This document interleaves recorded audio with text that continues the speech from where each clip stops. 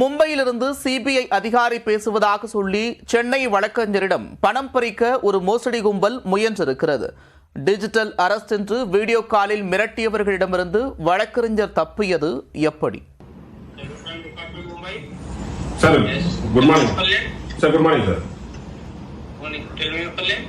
Sir, Vishnu, sir. Okay, my name is Sunil, sir, and this is my identity card. Okay, sir. Okay, are you ready for the statement? Sir, okay, sir. Okay, let me guide you about the statement protocol. During the statement, no third party involvement is allowed. You are not allowed to pick anyone call or talk to any other person. Okay, sir.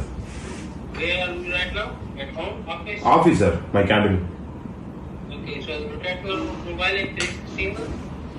Sir? Chennai Korattur Kesavan Nayakkar தெருவில் வசித்து வருபவர் வழக்கறிஞர் விவேக். இவரது தொலைபேசிக்கு வந்த அழைப்பில் சாய் அலுவலகத்திலிருந்து பேசுவதாக சொல்லி ஒருவர் பேசியிருக்கிறார்.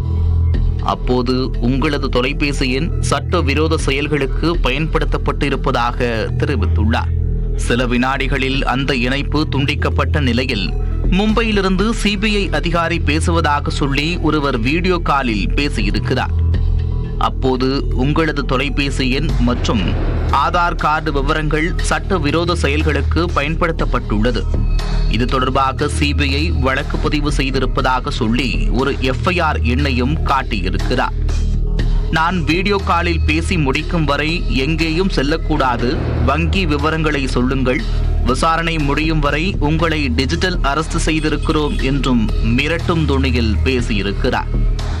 இதுபோன்ற மோசடி கும்பலின் சீட்டிங் வேலைகளை ஏற்கனவே அறிந்து வைத்திருந்த வழக்கறிஞர் விவேக் வங்கி விவரங்களை கொடுப்பதற்கு மறுத்திருக்கிறார். சில நிமிடங்கள் மிரட்டி பார்த்தவர்கள் பணம் பறிக்க முடியாது என்பதை தெரிந்து கொண்டு இணைப்பை துண்டித்துள்ளனர். இந்த சம்பவங்களை வீடியோ ஆதாரத்துடன் எடுத்து வைத்துக் கொண்ட விவேக் இதுகுறித்து ஆவடி காவல் ஆணையர் அலுவலகத்தில் புகார் அளித்திருக்கிறார். ஏடிஎம் கார்டில் இருக்க நம்பரை கேட்டு ஃபோன் பண்ணுவாங்க. அது நிறைய பேருக்கு தெரியும். பின் நம்பர் சொல்லுங்க, பின்னாடி இருக்க சிவிவி நம்பர் சொல்லுங்கன்னு சொல்லுவாங்க. பட் இன்னைக்கு காலம் அப்டேட் ஆயிருக்கு. இன்னைக்கு கிரைம் பண்றவங்களும் அதுக்கேற்ற மாதிரி அப்டேட் ஆயிருக்காங்க.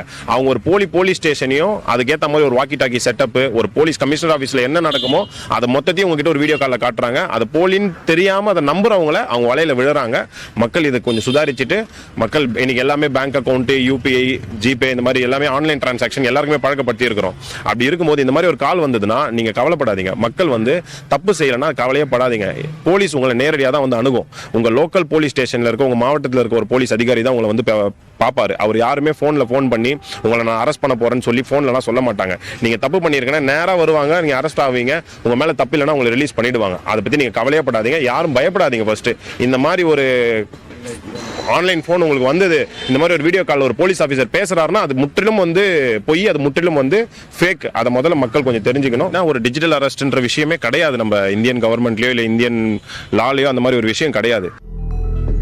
செல்போன் எண் மற்றும் ஆதார் கார்டு விவரங்களை சட்டவிரோதமாக பயன்படுத்தி உள்ளனர் என்றும், கொரியரில் போதைப் பொருள் வந்துள்ளது என்றும் சொல்லி வீடியோ காலில் மிரட்டி பணம் பறிக்கும் சம்பவங்கள் தற்போது அதிகமாக நடக்கிறது.